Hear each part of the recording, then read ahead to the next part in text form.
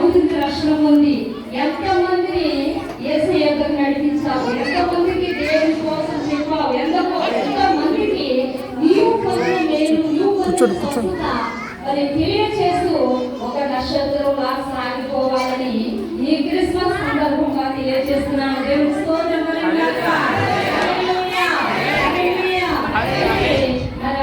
నక్షత్రము వచ్చి ఏం చేస్తుందంటే ఇంటిలోనికి వచ్చి తల్లి మరియను ఆ శిశువుని చూసి సాగిపడి ఆయనను పూజించి పెట్టి బంగారము, సాంబ్రాణి, గోళమును కానుకలుగా ఆయనకు సమర్పించారు.